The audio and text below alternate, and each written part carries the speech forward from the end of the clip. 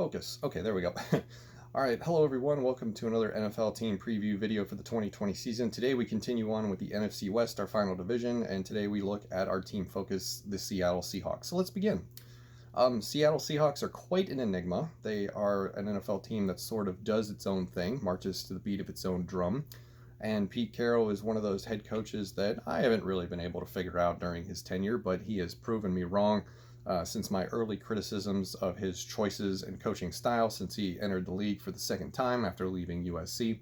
And this team is pretty good. I don't want to say like it has formulated a winning atmosphere, which it has, but at the same time, at least in the most recent handful of years, they haven't been able to get beyond the divisional round. So the team is used to winning. It's a winning culture in Seattle, but nothing really comes of it once it comes time to the playoffs. So they average about 10 wins a year. It's a really strong running game. The defense has become a liability in recent years, especially last year.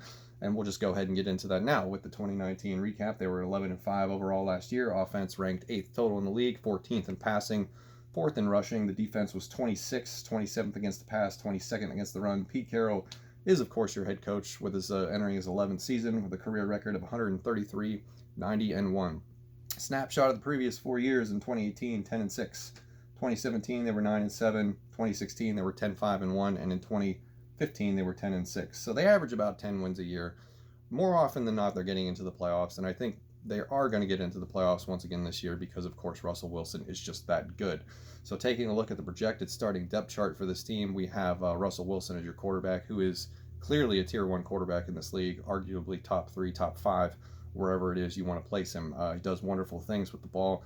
100 touchdowns over the past 3 seasons. When he lets it rip, it's usually on target, and he makes big plays, even though that this is a very run-oriented team that likes to pound the football. So his stable of running backs is pretty good. Chris Carson is your likely starter after a 1,000-yard season, even though he did wind up on IR to end the season last year after an injury in December.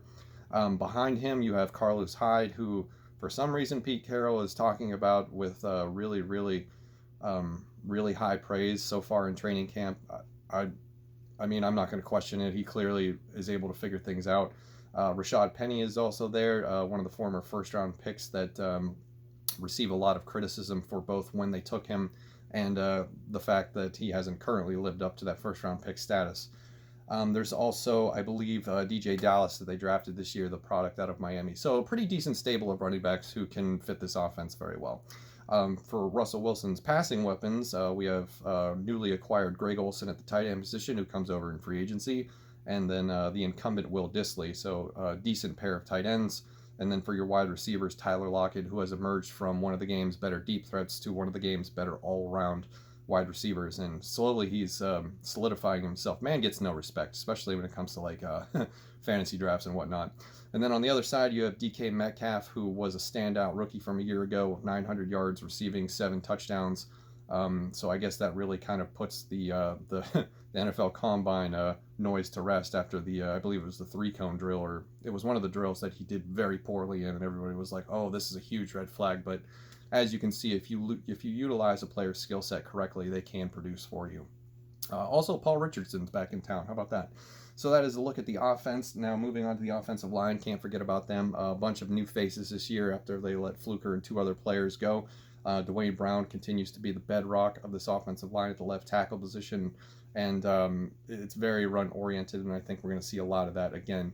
Moving on to the defense, which has become a liability in recent years for this team after the strong run of the Legion of Boom. We have, of course, Jamal Adams is the newly acquired player after a trade with the New York Jets, and I think that greatly improves this defense heading into the first week of the season. It's just an absolute stunning acquisition that they were able to pull off, and I think the fact that he wanted out of New York helped that along nicely. So A+ trade for the Seattle Seahawks to acquire Jamal Adams. On the other side, you have Marquise Blair, and then you also have Diggs as a backup, so quality depth at the safety position.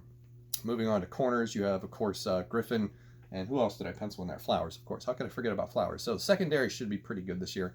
The linebacker position is the strength, and despite an additional first-round pick being added to this position group, Jordan Brooks, I think, was probably the biggest surprise of the first round on day one of the draft, despite what you want to say about maybe Cesar Ruiz, Jordan Love, or Kenneth Murray. But to bring in Jordan Brooks, a Texas Tech linebacker, who I think a lot of people projected maybe late second round, definitely was not on anybody's first round radar as far as I saw leading up to the draft in April. But they felt the need that this was going to be a position that they wanted to inject some youth, and they have done so. So that moves right over to the other side. And then, of course, you have Bobby Wagner, the all-pro at the middle linebacker position. Now, for the defensive line, no longer have Jadeveon Clowney, and they need to figure out how to generate a pass rush. This pass rush leading sack leader for this team last year was only at 4. So Collier, I don't really know which pronunciation is correct. Reed, Ford, and Irvin need to step up big time and create pressure against the quarterback in order for this defense to ascend to the next level. They've got some decent players in the secondary. The linebacker position group is good. The pass rush just really has to step up. That is the key to this defense turning it around. Moving on to the projected schedule. It's not projected. It's set in stone. Come on, well, unless something weird happens, I guess. So I guess it's not set in stone. It's still projected. So I'm not completely incorrect. We start off with a road game against the Falcons, Patriots and Cowboys at home, Dolphins on the road, Vikings at home, Cardinals on the road, 49ers at home, and Bills on the road to end the first half of the schedule. Bye week is week 6. First takeaway from here is that there is no divisional opponents until week 7, so you're going to be tested pretty hard with out of division games and against some very strong opponents: Patriots, Cowboys, Falcons, and the Vikings. Your only R&R game really is against Miami, and that's going to be in Miami, so that's a long road trip for Seattle. Second half of the schedule features more divisional opponents, starting with the Rams on the road, Cardinals at home, Eagles on the road, Giants and Jets both at home. That's a pretty nice get both New York teams to come to you instead of having to spend 2 weeks in New York. Washington football team on the road, Rams at home, and we end the season with a final tilt against the 49ers on the road. Second half, there is a nice slate of winnable games in there with the Eagles, Giants, and Jets. The Eagles are getting decimated by injury very early on, just currently, I guess, in training camp, and Daniel Jones hasn't looked great in training camp for the Giants either. So, and the Jets, I think, might be one of the worst teams in the league this year, on par with the Jacksonville Jaguars. So if they need to play catch up, that's going to be the opportunity right there. 3 big storylines that I'm looking at. Number 1, the pass rush. Jadeveon Clowney is no longer a part of this team. As of this recording, he doesn't have a team at all, and he decided not to come back after he saw what they offered him in terms of a contract. So the younger players do need to step up and figure out a way to get this pass rush going.